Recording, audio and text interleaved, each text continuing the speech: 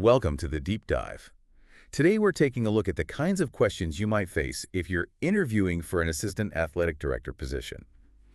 We've got a really useful set of materials here from Interview Prep.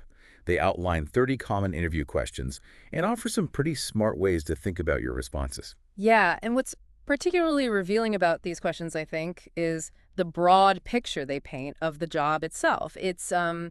It's so much more than just loving sports, right? It's a real mix of management skills, people skills, and a deep understanding of, well, how college athletics actually works. Exactly. So our goal in this deep dive is to go through these questions, look at the suggested approaches, and really pull out the essential insights, what makes an effective assistant athletic director. We want to give you, our listener, a clearer sense of the key skills, the experiences that are truly valued. Maybe you're thinking about a career in athletic administration, or maybe you're just curious about what it takes to support college sports. We're here to break it down. It's good. Let's unpack this. The very first question gets right to the core. What experience do you have in athletic administration? Right.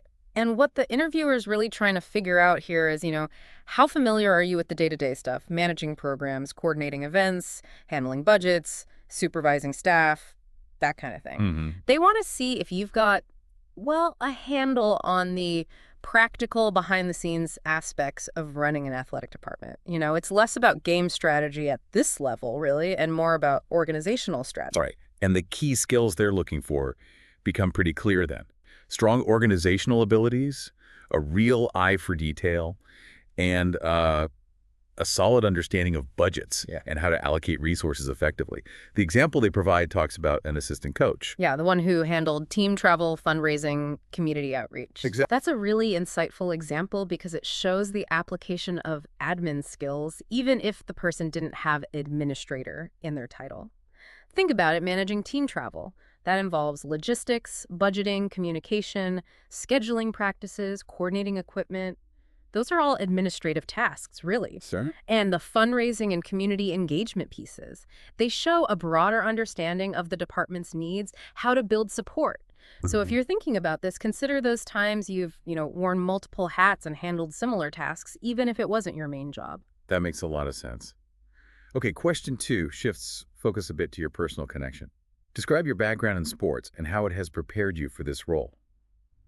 It seems like they want to see how that passion translates into being effective administratively. Precisely. Your personal history with sports gives you a unique perspective, right, on the experiences and needs of the athletes, the coaches, the staff. It shows a basic enthusiasm. But the interviewer is also looking for those transferable skills you probably picked up. Leadership, organization, teamwork, discipline, things like that. The example here is pretty good.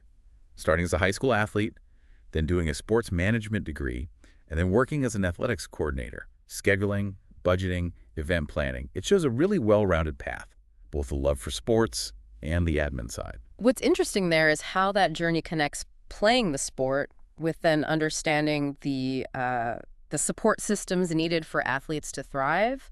That firsthand experience can be incredibly valuable. You can relate to and advocate for student athletes in a way someone without that background might not fully grasp. Okay, now we're moving into maybe a more delicate area. Yeah. How would you handle a situation where a coach is not meeting performance expectations? This gets into the leadership and interpersonal stuff. Absolutely. Dealing with performance issues needs a careful but firm approach. The key thing here is professionalism and focusing on a constructive path forward. The suggested answer lays out some very logical steps. Right. It emphasizes starting with an open, honest conversation. And this is key, outlining specific areas of concern with concrete examples. Not just your team isn't winning, but pinpointing how and why there might be a gap. Maybe looking at recruiting numbers or athlete retention. Exactly. And then, importantly, it moves to collaboration, developing an improvement plan together with the coach. Setting measurable goals, identifying specific actions, a clear timeline, and offering resources and support is vital too, maybe professional development or mentorship. And I like that it highlights regular communication to track progress. It's not a one-off chat. But it also doesn't shy away from the reality that if things don't improve, well, more serious actions might be needed. It's that balance, isn't it? Supporting your coaches, but also being responsible to the institution and the athletes. That's a critical point. It shows you understand that while you want to support your staff, ultimately you're accountable for the success of the programs overall. Okay, next question turns to the money side. Can you provide an example of a successful fundraising campaign or event that you've organized? Seems pretty direct. Can you bring in financial support? Precisely. Fundraising is often a key part of the job. They want tangible evidence you can generate resources. The core elements of a good campaign come through in the example: building a dedicated committee, getting sponsorships, connecting with the community, and, having appealing activities that make people want to contribute. Yeah, the charity fund run example is effective. It's something people can picture, understand the appeal of, it's tangible, and it highlights multiple benefits, not just the money, but strengthening community ties. And that's the added value a smart administrator gets. A successful fundraiser isn't just about the dollars. It's about building that network of support, fostering a sense of shared investment in the programs within the wider community. Question 5 focuses on keeping everyone in the loop. What strategies do you use to ensure effective communication between coaches, athletes, and administrators? In a complex department like athletics, this has got to be a priority. Oh, absolutely. Poor communication can cause all sorts of issues: misunderstandings, conflicts, inefficiency, even compliance problems. This question tests your ability to set up and maintain clear, open channels. The strategies suggested are right on target. Regular meetings could be one-on-ones or bigger updates using tech effectively, like messaging apps or shared online platforms for schedules, and having that open door policy where people feel okay raising concerns. Right. It emphasizes being proactive, setting up the structures, setting expectations, not just reacting when things break down. And the goal is clear: foster collaboration and prevent misunderstandings before they, blow up. It's about building a culture of transparency, making sure everyone feels heard, respected, and kept informed. Now, let's tackle a topic that's always changing: NCAA rules. The question is, how do you stay current with NCAA rules and regulations? This feels like a fundamental requirement. You're absolutely right. Compliance is paramount. The NCAA landscape changes constantly, so an assistant AD needs to be proactive, committed to staying informed. The methods suggested are exactly what you'd want to hear: regularly checking the NCAA website, subscribing to newsletters, attending conferences and workshops, and even networking with colleagues at other schools to share best practices and, frankly, figure out complex rules sometimes. Staying current isn't just reading updates. It's about understanding the intent behind the changes, which often have nuances. It shows it's not a one-time thing, but an ongoing commitment to staying updated and protecting the program's integrity. That proactive mindset is key. Yeah, it signals a deep understanding of how critical compliance is and a dedication to avoiding violations and the significant consequences that can follow. Okay, back to finances with question 7. Describe your experience with managing budgets for athletic programs. This is where that financial sense and strategic thinking really matter. Exactly. They want to know if you have practical experience, not just tracking money, but also developing budget proposals, making informed decisions about allocating funds, and importantly, actively looking for those additional revenue streams.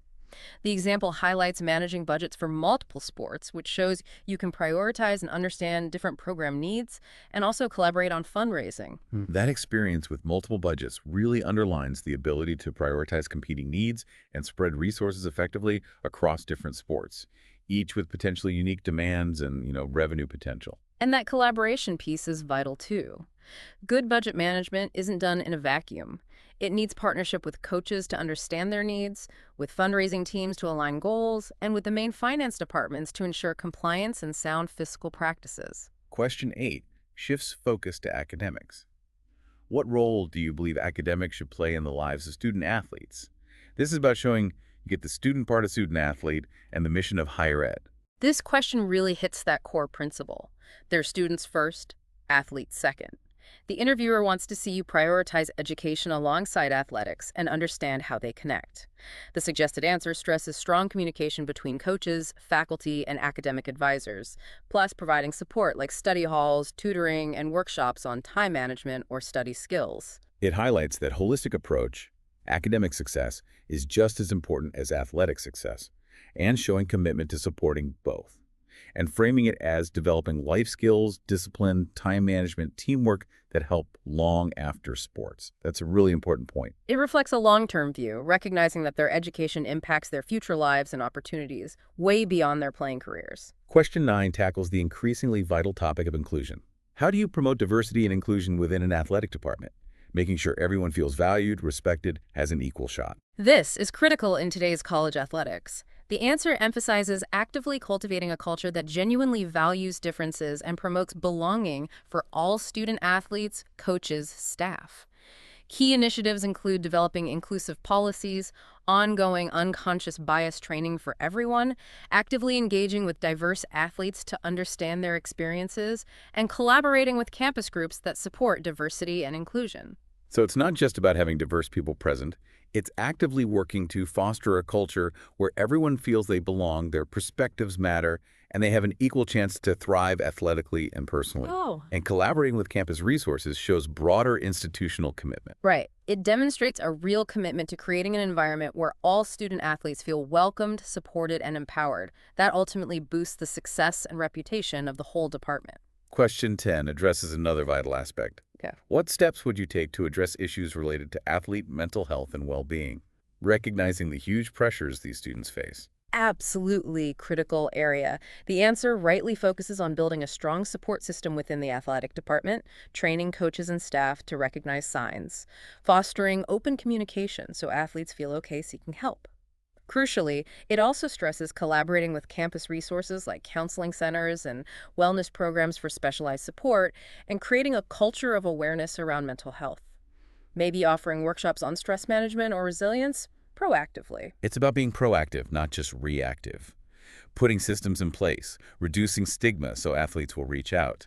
And mentioning tailored programs for the unique stressors student-athletes face shows a thoughtful approach. It reflects a deep understanding of the pressures of being a high-performing athlete and a commitment to supporting their whole well-being. Okay, question 11 gets down to practical details. Describe your experience with coordinating travel arrangements for teams and staff. Seems simple, but organizing travel for a big group, it's a job. Absolutely.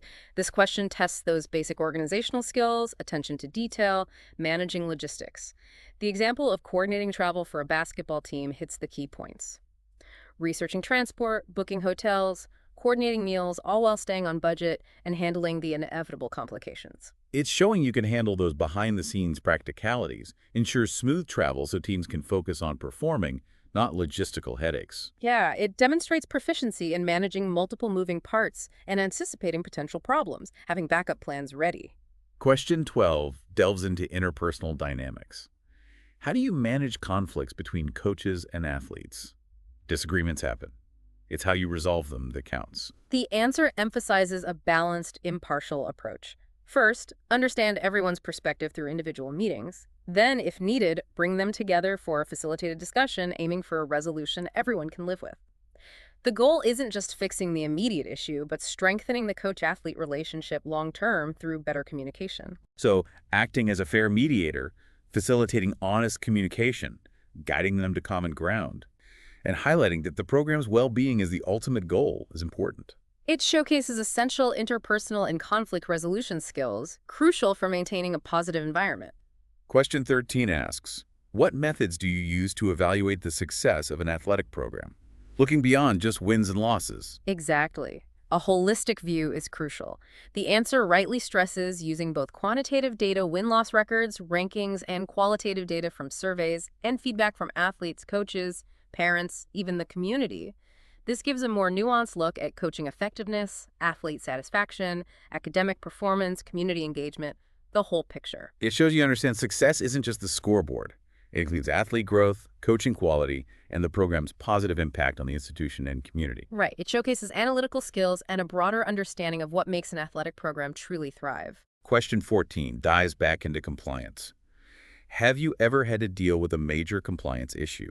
If so, how did you handle it?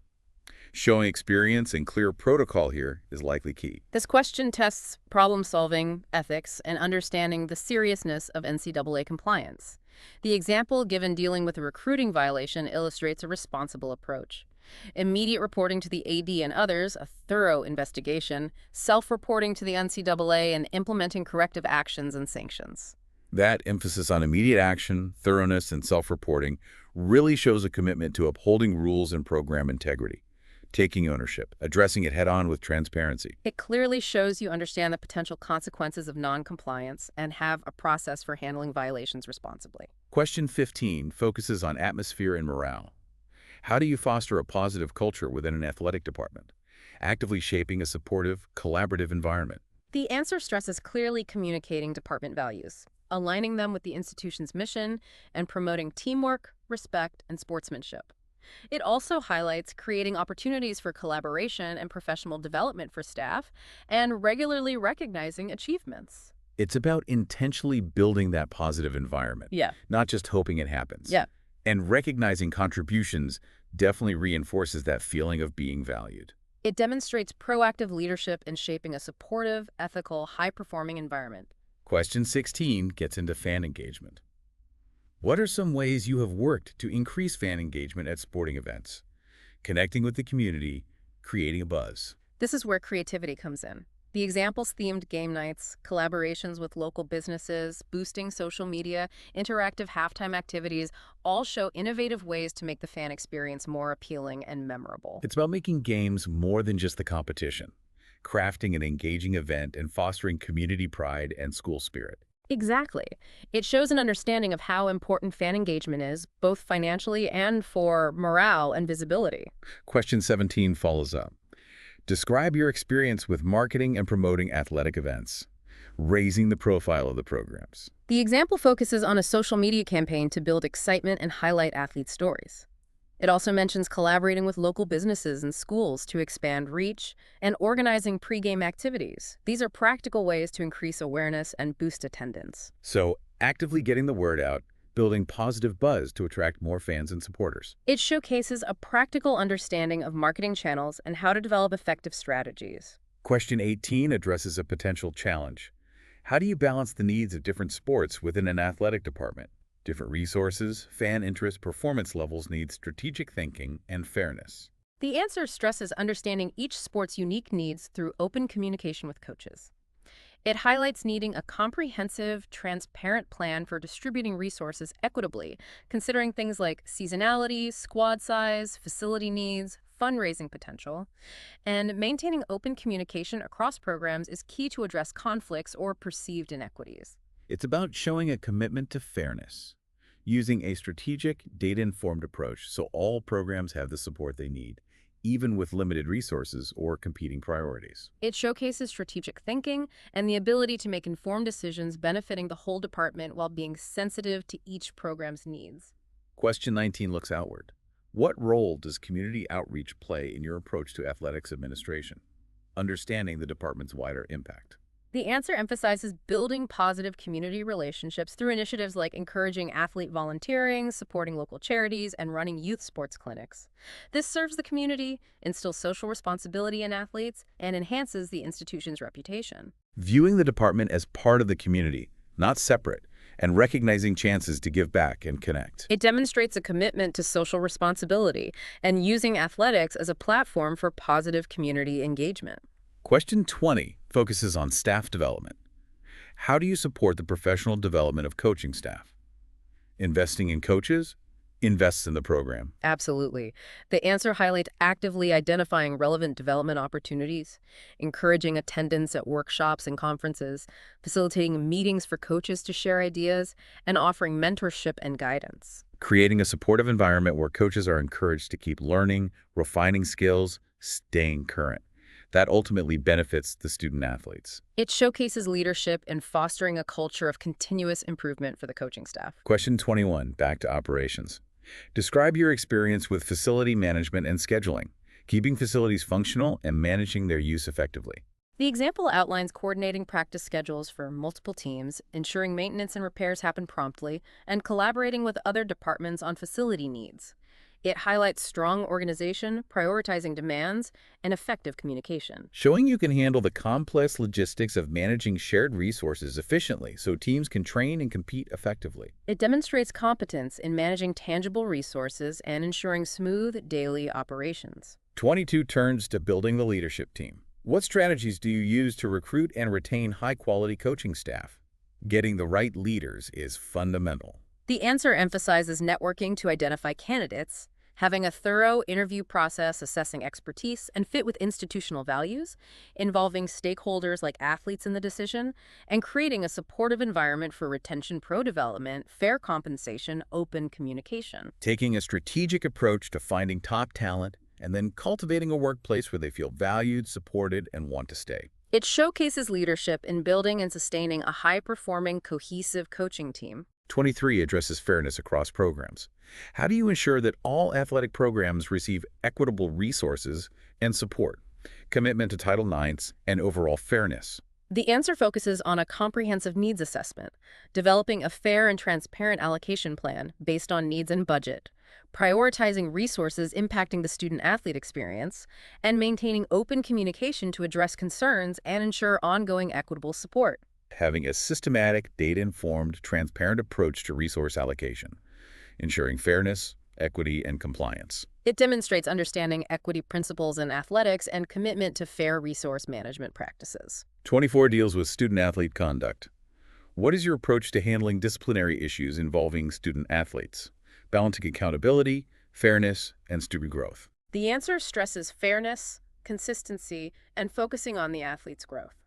It involves gathering information, considering circumstances, implementing consequences aligned with policy and proportionate to the infraction, and offering support like mentorship or counseling to help the athlete learn and make better choices. Ensuring accountability, but also seeing discipline as a learning opportunity, providing support for their development. It showcases handling sensitive situations with impartiality, judgment, and focus on the athlete's well-being.